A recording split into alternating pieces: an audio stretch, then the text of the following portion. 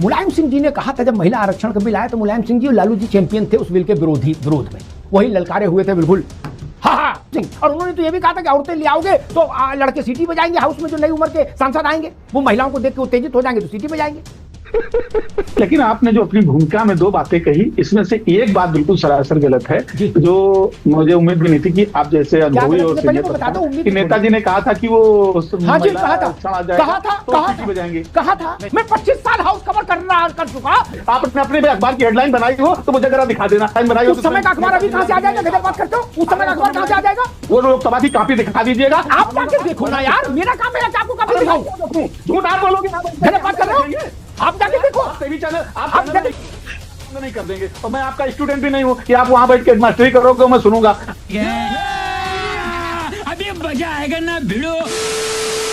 ये था ट्रेलर, तो आप समझ सकते हैं कि डिबेट कितना बवाल होने वाला है।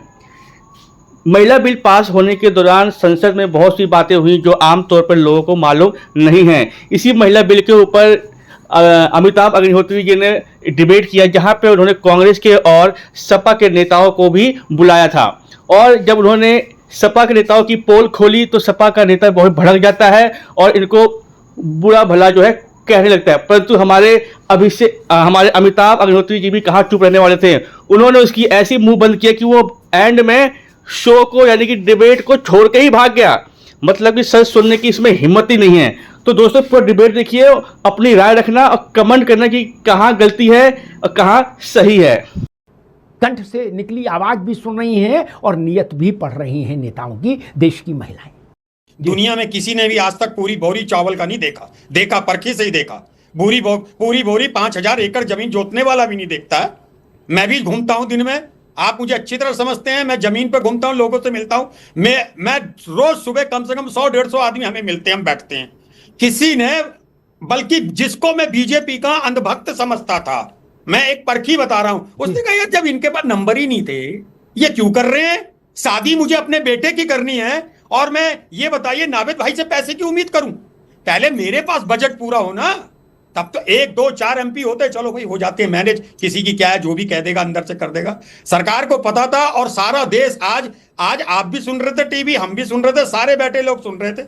उसमें सब जानिए कि भारतीय जनता पार्टी झूठ का पुलिंदा है। और मैंने पहले भी कहा था 2-4 दिन पहले, अगर भारतीय जनता पार्टी के 2-4 नेता, सबके लिए नहीं कहूंगा, सब लोग तो बेचारे लालच में फंसे हुए हैं, दम घूट के जी रहे हैं, सांस तक बाहर नहीं निकालते, लेकिन जी ने कहा था जब महिला आरक्षण का बिल आया तो मुलायम सिंह जी और लालू जी चैंपियन थे उस बिल के विरोध में, वही ललकारे हुए थे बिल्कुल हाहाकारी मामला लोकसभा में बनता था। तो उन्होंने कहा था कि भाई आदमियों का हक मार के औरतों को लाओगे क्या? ये बात मुलायम सिंह कह चुके थे हाउस में। ऐसा नहीं कि मैं ये कल को पूछो ये बात आप कहां से ले आए, मैं तो बोल रहा हूं मुलायम सिंह। और उन्होंने तो ये भी कहा था कि औरतें ले आओगे तो लड़के सीटी बजाएंगे, हाउस में जो नई उम्र के सांसद आएंगे वो महिलाओं को देख के उत्तेजित हो जाएंगे तो सीटी बजाएंगे। अरे भाई समझ के बोल रहा हूँ यार, बुरा लगता है भाई, आप लोग भी जानते हो यार। नितेंद्र यादव जी, मेरा प्रश्न वही, मेरी समझ ये कहती है वन लाइनर जाएगा मैसेज नीचे कि महिला आरक्षण रुक गया, और किनके कारण रुक गया ये भी जाएगा, स्वाभाविक है अगर सरकार के तीनों प्रस्ताव गिर गए। ठीक, सामान्य भारत में यही बात जाएगी। मैं भारत के सामान्य लोगों को वही मैसेज जाएगा, दुर्गा यादव हो, बलराम यादव हो, नथुलाल हो, रामलाल हो, ननकू हो, कोई हो। हमने भी तो थोड़ा बहुत देश घूमा है गलती से।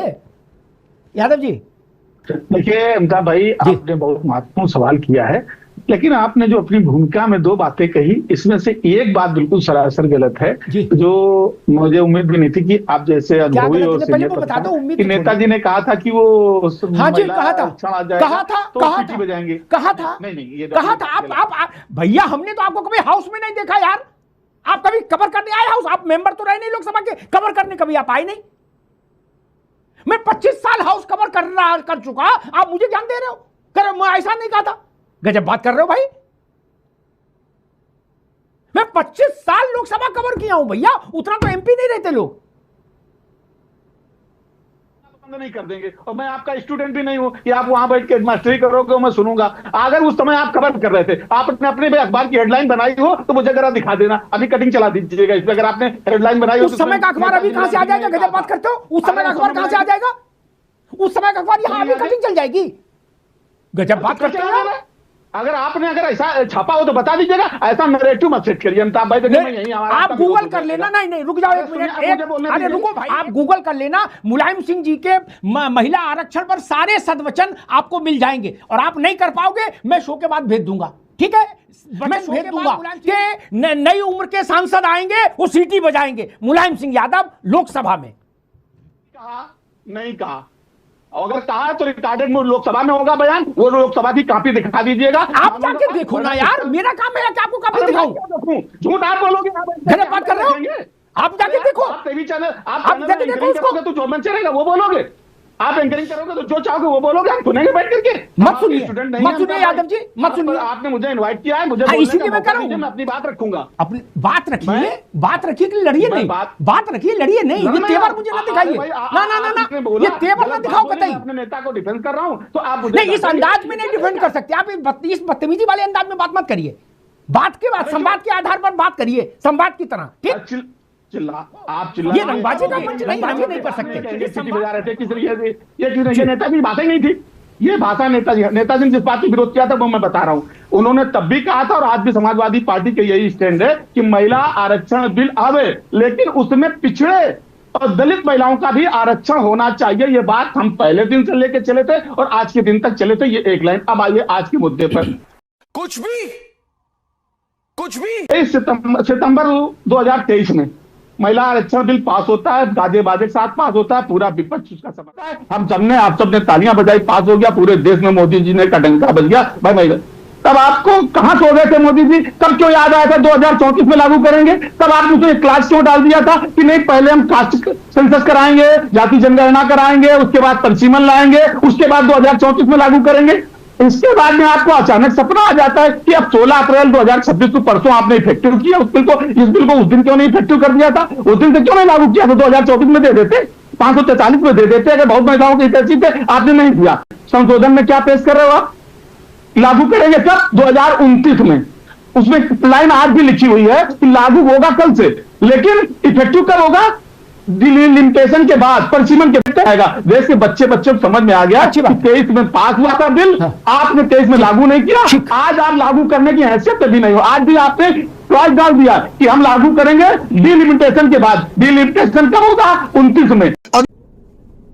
निकल लौड़े, पहली फुर्सत में निकल। ये नहीं है कि 29 में डिलिमिटेशन नहीं होगा, ये आपकी जानकारी कम है। डिलिमिटेशन के प्रोसेस में ही 2 साल लगेंगे, 2.5 साल। डिलिमिटेशन 1 मिनट में थोड़ी होता, जो कह रहे 29 में होगा। 29 में तो एग्जीक्यूशन होगा यार, आपको यही नहीं पता और अभी कह रहे हम सब जानते हैं। गजब बेइज्जती है।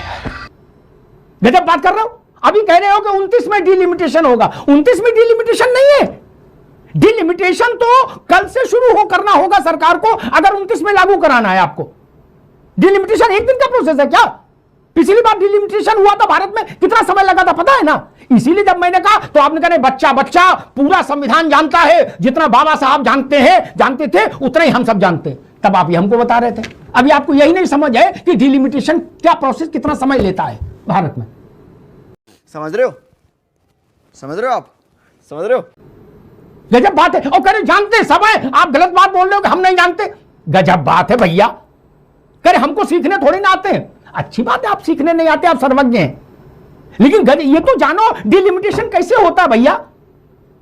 हर राज्य में आयोग बनेगा, हर कॉन्स्टिट्यूएंसी में एक्सरसाइज होगी। ऐसा थोड़ी ना कि 4 लोगों ने बैठ के पारित कर दिया, नक्शा बना के भेज दिया। ये मकान का नक्शा नहीं है। हर कॉन्स्टिट्यूएंसी में एक्सरसाइज होगी मित्र। पिछली बार डिलिमिटेशन सालों चला था, इसलिए इतना समझ रखिए, तब इस विषय में पढ़िए। खैर, इतनी बेइज्जती के बाद सपा का नेता मैदान छोड़कर भाग गया, यानी कि सच सुनने की हिम्मत नहीं है। अपनी रटी रटाई जो है बात बोलनी है, दूसरों की बात सुननी ही नहीं है।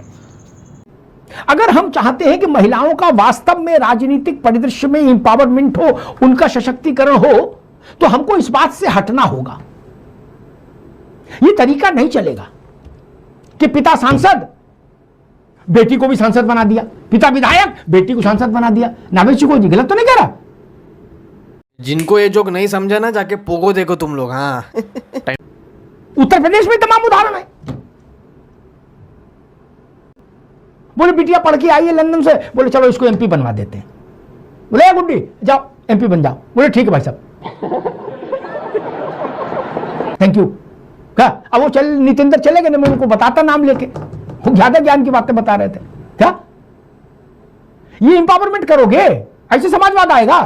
प्रियंका जी इंपावर्ड होके आई है क्या? नहीं ना, वो तो जब जन्मी थी तभी इंपावर्ड थी। अरे वो तो पीढ़ियों से सशक्त है यार। ननकू की बेटी को टिकट मिलने लगे जिस दिन आसानी से, मैं मानूंगा अब भारत बदल गया। राज भाई, सुशील कुमार शिंदे गृहमंत्री रह लिए, बेटी संसद में आ गई। राज शर्मा की बिटिया कब आएगी, हम तो उस चिंता में भैया। पहले सुशील शिंदे ने लाल बत्ती भोगी पूरे जीवन, क्या अब बिटिया आ गई। बोले ना ये महिला सशक्तिकरण के कोटे से है, ये नहीं चलेगा भाई साहब ना। कंगना रनौत महिला सशक्तिकरण नहीं है ना। सशक्तिकरण उसका किया जाता है जो कहीं विपत्ति में हो, कमजोर हो। ये सुपर सशक्त महिलाएं हैं, इनको कौन सशक्तिकरण करेगा? नावेद भाई भले भोले आदमी हैं, भले भी हैं भोले भी हैं। उन्होंने कहा महिलाएं नहीं है। मैंने कहा कहां भटक रहे हो? सारे नेताओं ने अपनी साली सलस सबके बायोडाटा मंगवा के रख लिए। बोले समदन जी बायोडाटा भेजो, अपना फोटो भेजो, है तुम चुनाव लड़वाएंगे, टाइम आ गया है। और ये बीमारी सब में है, सब में है। दोस्तों हर कोई चाहता है, यानी कि हर पार्टी चाहती है कि महिलाओं को उसका हक मिले, परंतु जब काम करने की बारी आती है सब पीछे हट जाते हैं। जैसा कि आपने देखा होगा महिला बिल के दौरान सपा, कांग्रेस, बहुत सी ऐसी पार्टियों ने जो है बात तो बड़ी बड़ी करती है कि हम साथ में हैं, महिलाओं के साथ ये होना चाहिए, उनका अच्छा होना चाहिए, परंतु जब साथ देने का टाइम आता है तो साथ नहीं देते हैं। नमस्कार दोस्तों, मिलते हैं नई वीडियो में।